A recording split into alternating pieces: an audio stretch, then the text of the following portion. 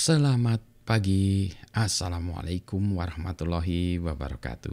Berjumpa kembali dengan Budi Harjo di Padepokan Budi Harjo. Kita mulai dengan ngopi dulu. Bismillahirrahmanirrahim.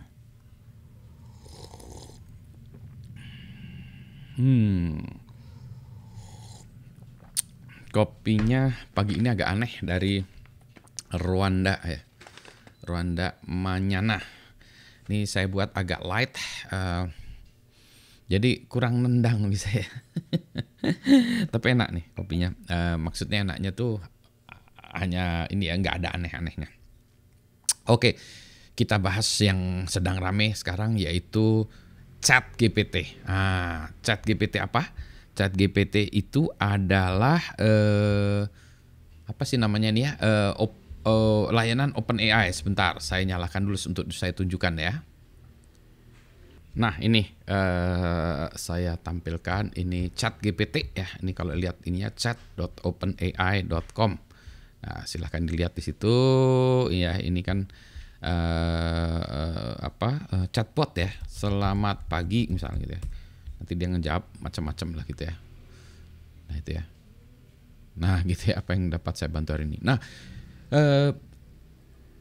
ini ya ChatGPT ini akhirnya banyak digunakan orang untuk menggantikan fungsi dari Google seolah-olah gitu ya. Dia nanyain macam-macam. Kita bisa tanya macam-macam dan dia menjawab. Tapi kalau kita nanyanya misalnya saya coba ya. Ini ngacak-ngacak. Biasanya kalau orang kan ngacak-ngacak ini nih. Caps lock-nya. Siapa Budi Raharjo gitu ya. Dia kan nggak akan tahu gitu ya. Tuh kan saya tidak tahu siapa benar, namun Budi Raharjo merupakan nama yang umum dan tidak didapat secara aduh ya ini ya jadi dia nggak tahu ya. Jadi dia adalah chatbot AI chatbot yang dia misalnya kita tanya apa yang dia nggak tahu, nanti dia bilang saya itu hanya chatbot yang hanya digunakan untuk ya dia hanya bisa inilah ya diskusi tanya jawab segala macam, tapi dia lebih ke arah bahasa biasanya. Nah kemudian orang menggunakan ini untuk membuat coding atau menanyakan sesuatu yang hebat-hebat. Yang mana menurut saya tuh sebenarnya kalau yang kayak gitu tuh lebih sekarang ya lebih pantas kalau kita menggunakan menanya ke orang. Nah kalau menanya ke orang biasanya kita nanyanya ke Google dulu ya. Kita cari Google, kemudian Google akan mengarahkan kita ke jawaban yang dibuat oleh orang manusia. Nah manusianya itu ada expert, bisa juga ada bodor, pelawak yang bukan jagoannya. Jadi kalau Anda nanya sesuatu siapa sepak bola Indonesia ya saya nggak akan tahu ya, jawabannya pasti ngacak ya. Gitu ya. Nah, jadi si chatbot ini juga tergantung kepada input yang kita berikan. Kalau kita berikannya sampah, hasilnya sampah. Nih, saya ambil contoh nih. Sebentar ya, saya tunjukkan contoh sampah yang ada adalah kalau sebentar nih saya chatbotnya saya pindahin lagi. Kalau saya misalnya ya, ini saya kasih seperti ini. Ini saya pindahin dulu aja lah ya biar nggak bikin ngaco ya. Jadi kalau saya katakanlah membuat chatbot seperti ini ya. Ini sebenarnya saya screenshot aja nih ya. Saya gedein ini untuk menunjukkan ya start ini. Ada ini ya. Nah jadi saya chatbot ini sebenarnya bukan sesuatu engine yang hebat ya. Kalau kita berikan data yang salah, dia tentu saja akan data yang salah. Misalnya sebelumnya saya kasih data yang salah. Misalnya, Perang Diponegoro terjadi di tahun 1945 sampai dengan tahun 1960. Terjemahkan ini ke dalam bahasa Inggris. Nah, dia bisa menerjemahkan ini. Jadi chatbot itu sebetulnya adalah guru bahasa Inggris menurut saya ya. Langsung The Diponegoro War occurred from 1945 1960. Kata orang-orang, ini teh jam Pak ya, atau tahun atau jam 1945 sampai 1960. Wah, berarti ini cuma 15 menit. bukan jam ya. Ini tahun 1945 sampai 1960.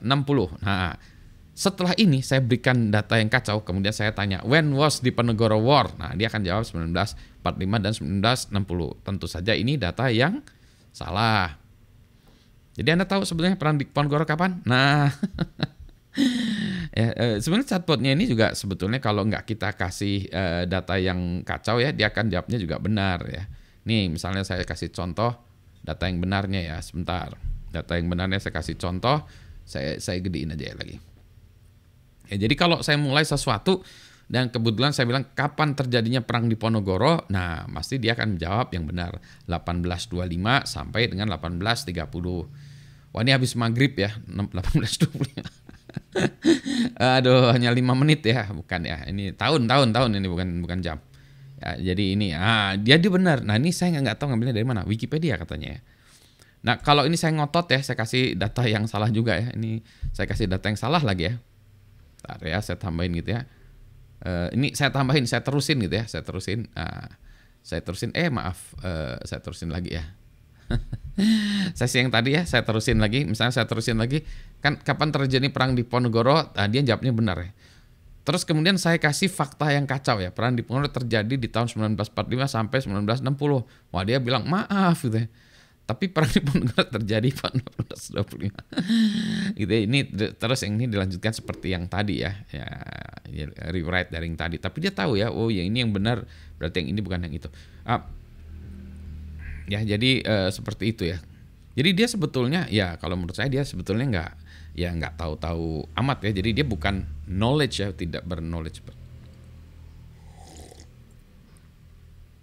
Tapi ya itu dia ya, dia masih yang namanya juga masih sebuah proyek riset yang masih butuh waktu lagi ya. Ada lagi yang lebih seru lagi, sebentar nih saya tambahkan lagi ya. Nah, yang lebih seru lagi ini ada nih, sebentar. Saya ambilkan. Nah, sesuatu yang akan menyebabkan perang dunia di ini ya sebentar ya, saya inkan dulu ya. Bentar ya, saya mana sih, oh ya ini salah, saya taruh di layar yang benar dulu, kemudian saya share. Ini dia. Kalau bubur sebaiknya diaduk atau tidak?